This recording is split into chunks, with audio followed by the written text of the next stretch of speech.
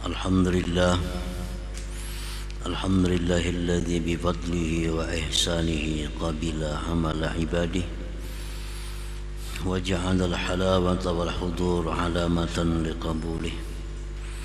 Asyhadu an la ilaha illallah wahdahu la syarika lahu fi hukmihi wa qada'ih wa asyhadu anna sayyidana Muhammadan abduhu wa rasuluhu afdalu ibadih.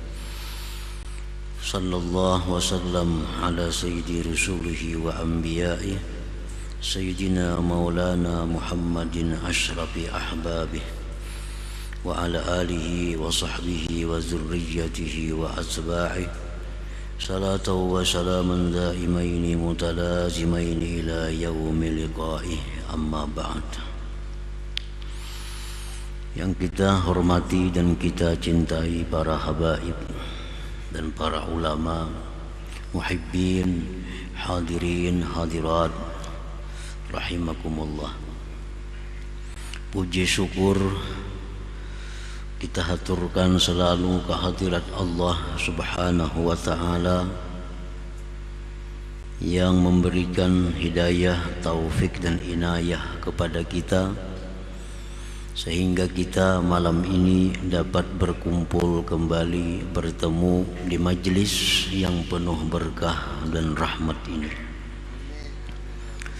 Salawat dan salam atas junjungan kita Rasulullah Nabi besar Muhammad sallallahu alaihi wasallam dan seluruh keluarga, sahabat, zuriat dan pengikut beliau ila yaumil qiyamah.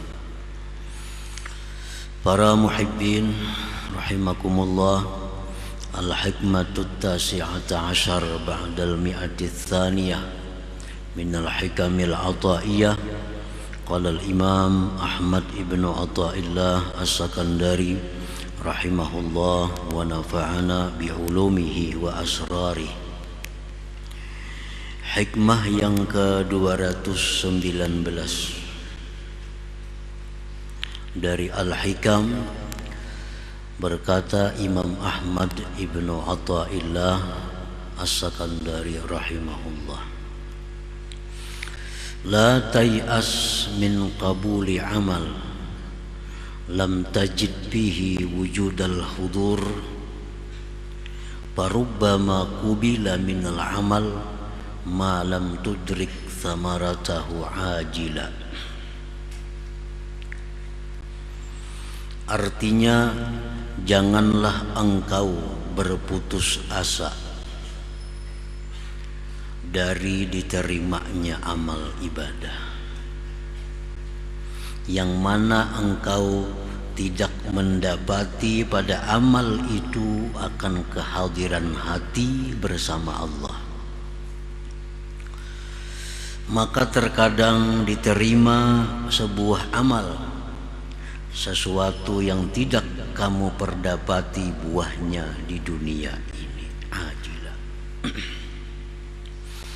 Nah, para muhibbin rahimakumullah,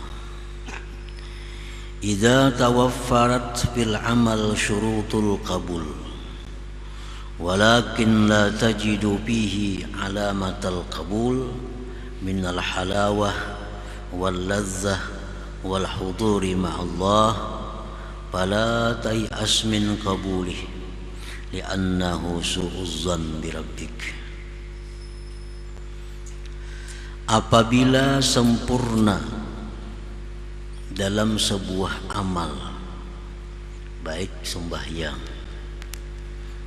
atau zakat, sedekah atau lagi zikir dan ibadah lainnya, apabila sudah sempurna di dalam suatu amal ibadah itu syarat-syarat untuk diterima oleh Allah, tetapi tidak engkau jumpai pada itu amal tanda-tanda diterima.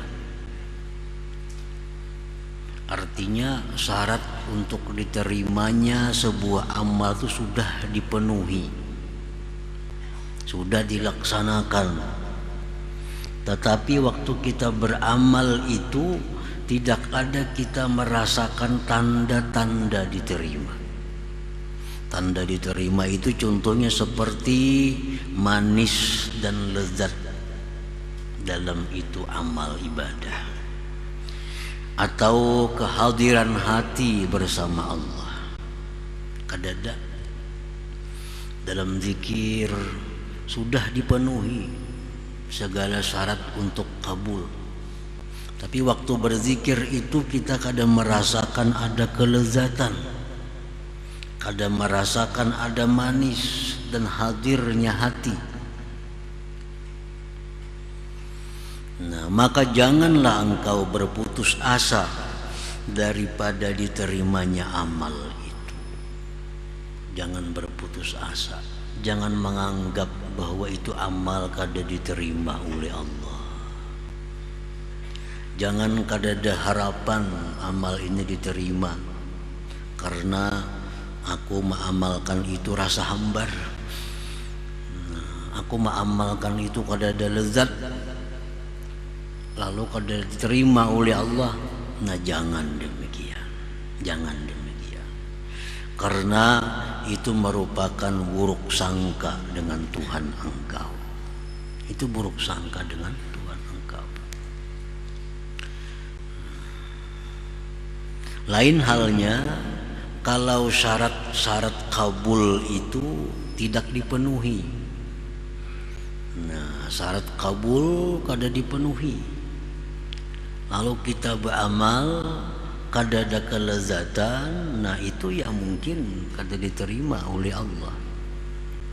Nah, sedangkan masalah ini adalah syarat-syarat untuk diterima itu sudah dipenuhi, tetapi di waktu melaksanakannya itu kadang merasa ada tanda-tanda diterima. Jangan putus asa, jangan menganggap ini kada diterima, karena itu buruk sangka dengan Tuhan.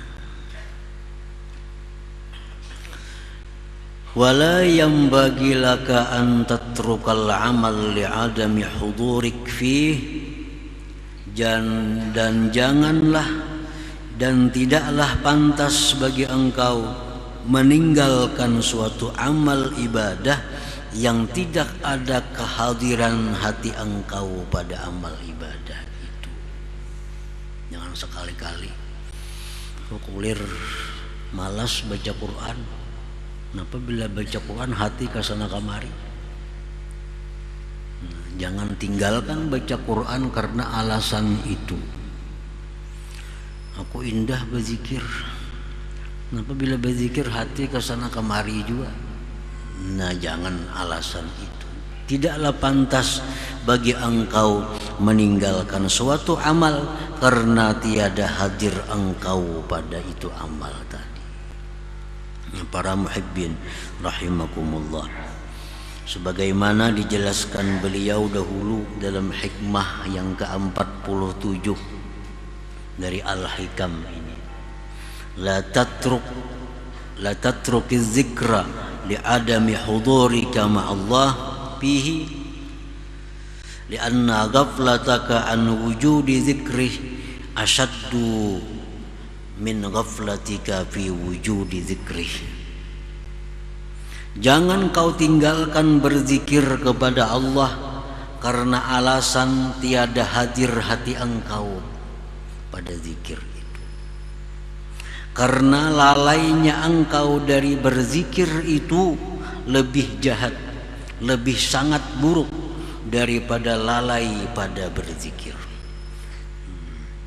Kita berzikir Allah, Allah, Allah, atau la ilaha illallah, nah, hati kesana kemari, itu lebih baik daripada kada berzikir sama sekali. Imam Ghazali mengatakan dalam Ihya Ulumuddin, kita berzikir Allah, Allah, la ilaha illallah, subhanallah. Nah, walaupun hati ke lain, tapi mulut kita berzikir tuh ada nilai ibadah mulut. Nah, nilai ibadah mulut. Jadi nilai ibadah dari lisan tuh ada, walaupun hati kita lalai. Nah, jangan meninggalkan suatu ibadah dengan alasan bahwa aku kada khusyuk. Jangan meninggalkan ibadah dengan alasan aku kada khusyuk, aku kada hadir hati. Apa gunanya aku beribadah? Itu gawian syaitan yang menggoda kita supaya jangan beribadah kepada Allah Subhanahu wa ta'ala. Jadi tidaklah patut bagi engkau meninggalkan amal ibadah karena tiada hadirnya engkau pada itu amal tadi. Jadi laksanakan ke zikir 100 zikir la ilaha illallah sabuti-buting kada nang hadirnya hati, kada jadi soal, baik pada kada lalu, baik pada perai lalu. Pada muntung kada karuan, hati sudah kada karuan. Pada muntung beranai, hati ke situ kamari. Lebih baik muntung la ilaha illallah, lebih baik muntung ini Allah Allah, lebih baik lisan itu subhanallah. Melarang lisan dulu nang selamat.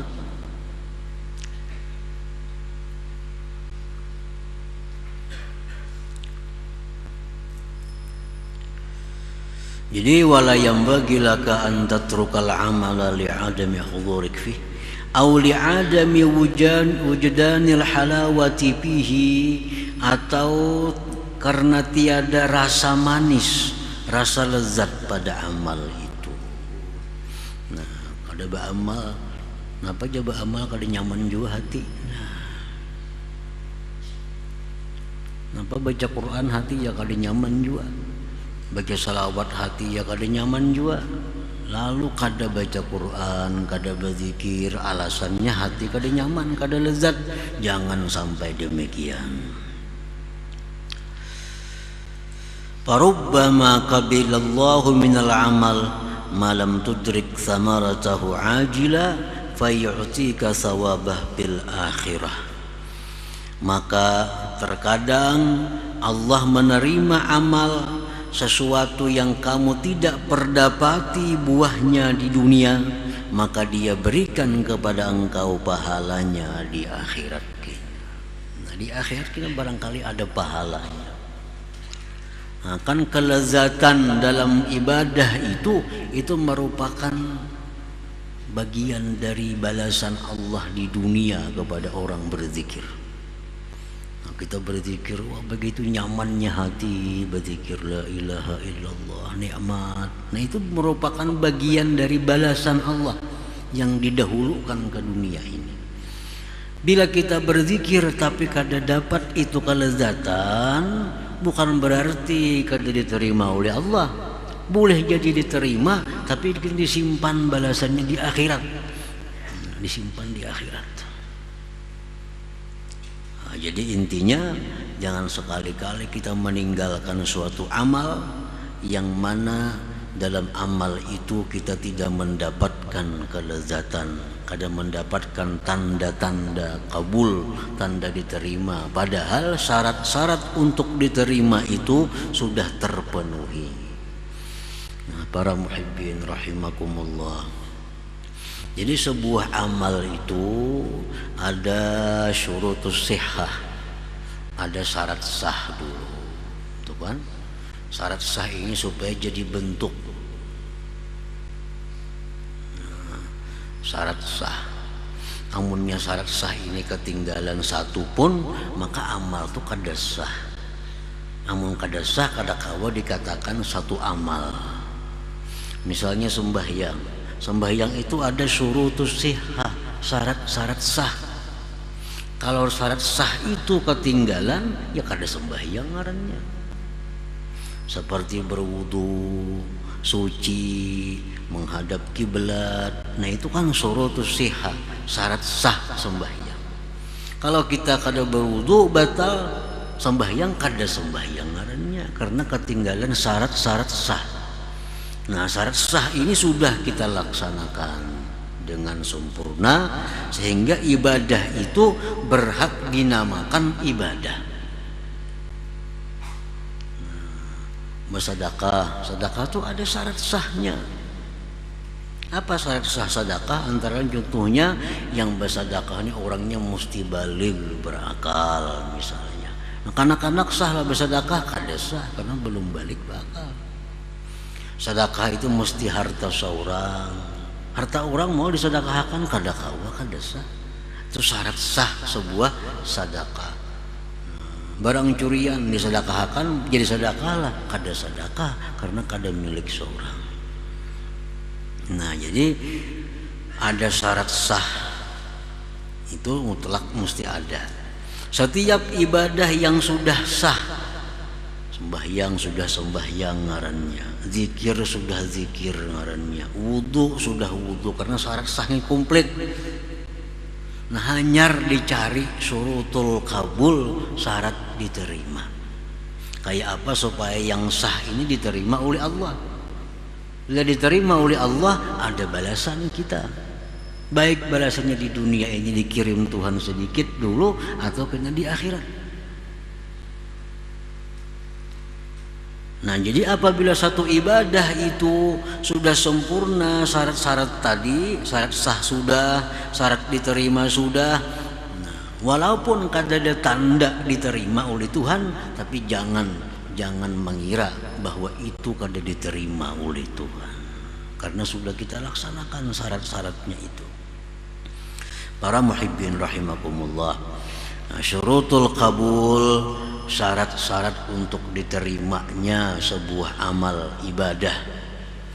Sebenarnya sudah dalam hikmah 93 secara rinci. Sedikit diulang di sini tentang syarat-syarat kabulnya sebuah ibadah. Allati la budda an tutawaffar, yang tidak boleh tidak disempurnakan. Minha setengahnya al-ikhlas, itu mutlak ikhlas. Kalau kita melakukan satu ibadah tapi kada ikhlas, jangan berharap diterima. Kenapa? Karena syarat untuk diterima kada cukup, kada karena Allah. Nah, syarat diterimanya sebuah amal, sembahyangkah, zakatkah, sedekahkah, apapun ibadah, itu syarat mutlak mesti ikhlas. Rasulullah sallallahu alaihi wasallam bersabda, la yaqbalullah min musammi' wala mura'i. Allah tidak menerima ibadah dari orang yang minta dengar, minta lihat, orang sum'ah dan riya. Nah, sudah jelas. Jadi kalau dalam ibadah itu ada riyanya, maka kada usah berharap diterima. Kada bakal diterima karena syarat untuk diterima kada cukup. Dalam hadis qudsi Allah berfirman, ya ayyuhan nas akhlisu a'malakum lillah fa innallaha la yaqbalu minal a'mal illa ma khalasalah. Wahai manusia, ikhlaskan amal kalian untuk Allah, karena Allah tidak menerima daripada amal-amal ibadah kecuali yang ikhlas karenanya. Nah, jadi ini mutlak. Kalau hendak diterima ibadah apapun yang kita lakukan, mutlak syaratnya adalah ikhlas. Para muhibbin rahimakumullah.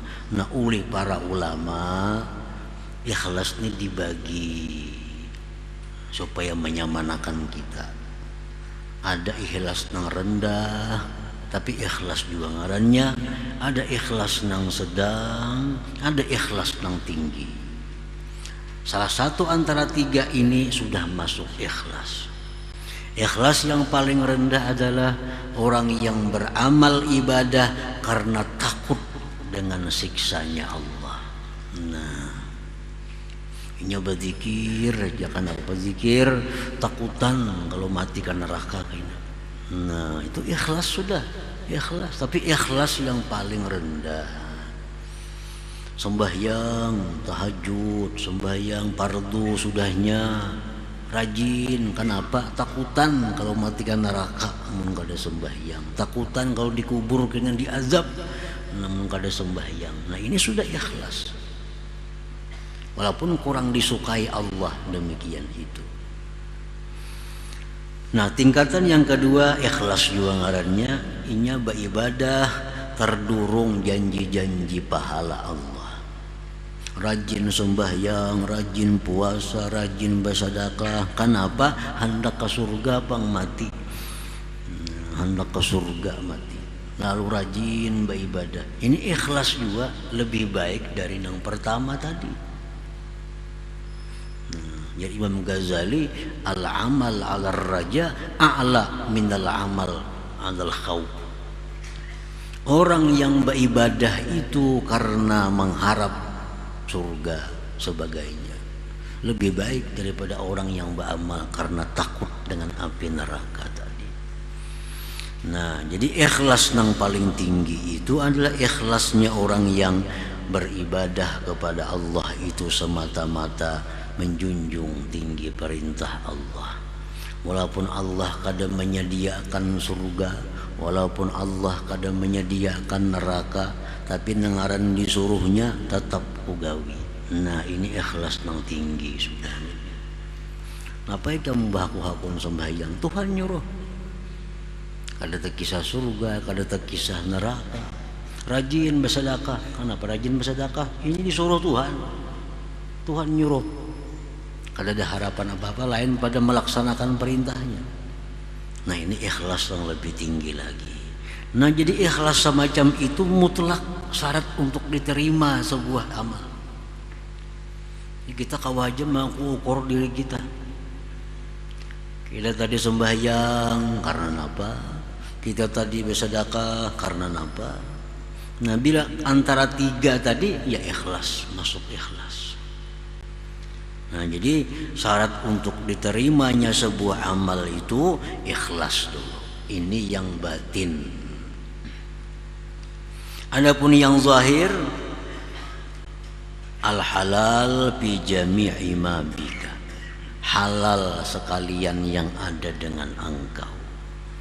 Nah, ini syarat diterima juga. Tapi yang zahir. Rasulullah sallallahu alaihi wasallam bersabda, innallaha tayyibun la yaqbalu illa tayyiba wa innallaha amara al-mu'minin bima amara bihil mursalin. Faqala ta'ala ya ayyuhar rusulu kulu min tayyibati ma razaqnakum wa'malu salihan. Wa qala ta'ala ya ayyuhalladzina amanu kulu min tayyibati ma razaqnakum. ثم ذكر الرجل يطيل السفر أشعث أغبر يمد يديه إلى السماء يا ربي يا رب ومطعمه حرام ومشربه حرام وملبسه حرام وغذي بالحرام فأنى يستجاب له. Artinya Rasulullah bersabda, sesungguhnya Allah itu thayyib, Allah itu baik dan tidak menerima kecuali yang baik. Dan bahwa Allah menyuruh orang beriman dengan sesuatu yang Dia suruh para rasulnya. Allah berfirman, wahai para rasul, makanlah yang baik-baik dari rezeki yang kami berikan dan beramallah amal saleh. Allah berfirman lagi, wahai orang beriman, makanlah dari yang baik-baik yang kami berikan rezeki kepada kalian. Lalu Nabi menyebutkan seseorang yang lama dalam musafirnya. Keadaan orang musafir itu usang, berdebu. Dia mengangkat tangannya ke langit sambil berkata, ya Rabbi, ya Rabb, hai Tuhanku, hai Tuhanku. Tapi dia makan, ada yang haram. Minumannya ada yang haram, pakaiannya ada yang haram, diberi makan dengan yang haram. Fa'anna yustajabulah, maka mana mungkin diterima baginya. Nah, jadi artinya kalau dalam tubuh kita ini atau pada tubuh kita ini ada sesuatu yang tidak halal, lalu kita bawa beribadah, itu sudah keluputan satu syarat kabul. Nah, bila keluputan syarat kabul ini, jangan berharap kabul, jangan berharap diterima. Orang yang boleh berharap diterima itu orang yang sudah menyempurnakan syarat diterima. Nah, para muhibbin rahimakumullah, wa minha, setengahnya lagi at-taqwa. Nah, taqwa Allah Ta'ala berfirman, innama yataqabbalullah minal muttaqin. Nah, hanya saja Allah menerima amal ibadah dari orang yang takwa kepada Allah. Nah, jadi kalau kita sudah takwa kepada Allah, kita boleh berharap bahwa ibadah kita itu kabul, diterima oleh Allah. Orang yang suka menggibah, takwalah kepada Allah. Kada takwa, sembahyang, diterima lah sembahyangnya, kada bakal diterima. Bersedekah kada bakal terima, karena Allah hanya menerima amal ibadah dari orang yang takwa. Imam Ghazali dalam kitab Ihya Ulumuddin menjelaskan tentang hadis Rasulullah sallallahu alaihi wasallam, mengisahkan tentang amal ibadah kita ini. Satu amal ibadah yang dilakukan seorang hamba dibawa naik oleh malaikat sampai langit pertama, ditulak. Hanya langit pertama sudah ditulak. Kenapa ditulak? Karena orang ini suka menggibah orang lain, suka menggunjing orang lain. Nah, jadi gibah itu sudah tahu semuaan kita, artinya zikruka akhaka bima yakrah. Menyebutnya kita akan saudara kita dengan nang inya kada suka, itu gibah. Walaupun itu memang bujur, orangnya nih hirang, kita padahal hirang bener nih itu, inya kada katuju disambat hirang. Nah, itu gibah ngarannya. Padahal orangnya hirang, sambat hirang kada katuju, gibah ngarannya. Memang ada pada dirinya, amun kada ada pada dirinya itu memitnah ngarannya. Berat lagi nih tuh mah ada ini nang ada disambat. Nah, bila kita gibah kada tobat lawan Allah, kita beribadah kada kawa sampai, kada kawa diterima oleh Allah, karena ini kada takwa orangnya. Yang kedua, orang ini sudah bersih dari gibah, beramal, beribadah, malaikat membawa naik. Langit pertama bisa tembus selamat, sampai langit yang kedua ditulak oleh malaikat. Ini kada kawa tembus ke langit yang kedua nih. Kenapa? Karena orang ini ibadahnya ada tujuan duniawi dengan ibadah itu. Orang menjadikan ibadah sebagai alat untuk menangkap duniawi. Nah, ini pun kada kawa diterima juga. Naik lagi amal ibadah, lulus langit pertama, lulus langit kedua, langit ketiga ditolak. Kada bisa naik lewat tiga. Kenapa? Kada kawa naik karena orang ini sombong, angkuh. Sampai langit yang ketiga aja juga kada sampai lagi ke hadirat Allah. Pertama lulus, kedua lulus, ketiga sampai langit yang keempat ditolak. Kenapa? Inya beramal nih ujub. Ujub. Pertama, kedua, ketiga, keempat lulus, baik benar orang ini sudah. Kada bisa menggibah, tobat sudahnya menggibah. Beramalnya kada menangkap duniawi dicarinya. Orangnya sudah kada sombong, orangnya sudah kada ujub. Langit kelima ditolak. Kenapa ditolak sampai langit yang kelima? Karena orang ada dengki dalam hatinya. Ada dengki dalam hatinya. Hasad. Lulus sampai yang kelima. Orang ini sudah bersih dari demikian tadi. Sampai langit ke-6 ditolak. Kenapa? Bujur ya orang ini kada bisa menggibah, orangnya kada sombong, kada ujub, kada dengki, tapi inya kada penyayangan dua makhluk Allah, kada balas kasihan dengan makhluk Allah. ada makhluk Allah nang kana bala nya kada peduli, jangankan membantu mendoakan aja kada. Ada orang kesusahan, jangankan membantu mendoakan aja kada. Nah, ditolak juga amalnya. Jadi artinya bahwa syarat kabul amal itu adalah takwa. Nah, jadi kalau sudah kita takwa kepada Allah Subhanahu wa taala dan kita melakukan ibadah itu dengan ikhlas karena Allah, segala sesuatu di tubuh kita ini halal, maka kita berharap boleh amal kita itu diterima oleh Allah Subhanahu wa taala, walaupun dalam amal itu kita kadang merasakan ada tanda-tanda diterimanya amal, tapi syaratnya sudah dipenuhi. Nah, para muhibbin rahimakumullah. Jadi ana inda dhanni abdi bi, jar Tuhan, aku ini menurut sangkaan hambaku denganku. Kalau hambaku menyangka aku ini sarik, aku sarik tuh.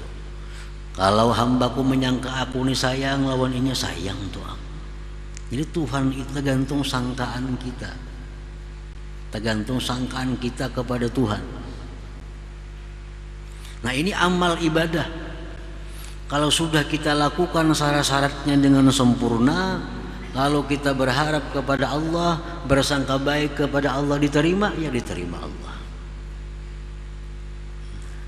Tapi berharap itu, bersangka baik itu pasti datangnya sesudah kita menyempurnakan persyaratan-persyaratan itu. Nah, kalau kita belum menyempurnakan syarat-syarat itu, kita kada kawa bersangka baik.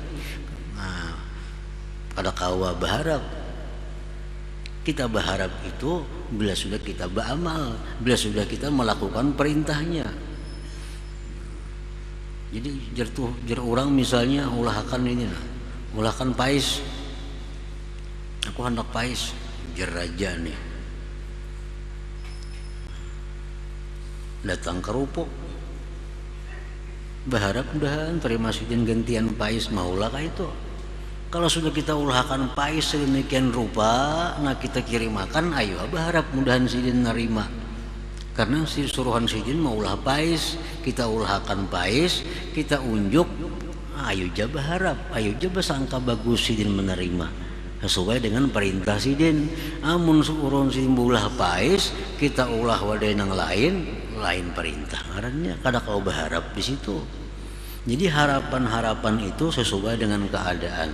Kita taat kepada Allah, lalu kita bersangka Tuhan sayang doa aku nih kawa taat. Nah, itu bujur sangkaannya. Amun kita maksiat, kaulah bersangka Tuhan sayang doa aku, kada kawa rahat maksiat bersangka Tuhan sayang. Kalau Tuhan sayang, pasti Tuhan kerjakan kita, Tuhan amalkan kita dalam taat kepada Allah Subhanahu wa taala. Nah, para muhibbin rahimakumullah, janganlah putus asa, janganlah kada berharap diterimanya amal yang tidak didapati pada amal itu tanda-tanda diterima. Karena Allah itu bisa menerima amal tanpa memberi tanda, tanpa memberi buah dalam dunia, namun disimpan buahnya di akhirat untuk orang yang beramal tadi. Selama orang beramal itu memenuhi syarat-syarat untuk diterimanya sebuah amal. Nah, kemudian hikmah yang ke-220 insyaallah. Ila hadratin Nabi sallallahu alaihi wasallam al-Fatihah. Iyyaka na'budu wa iyyaka nasta'in ihdinas siratal mustaqim siratal ladzina an'amta 'alaihim. Ya Allah biha ya Allah biha بحسن الخاتمة يا الله بها الله بها يا الله بحسن الخاتمة يا الله بها الله بها بحسن الخاتمة ويا أيها الرجل منه شفاعة عليه وسلموا تسليما اللهم صل وسلم وبارك عليه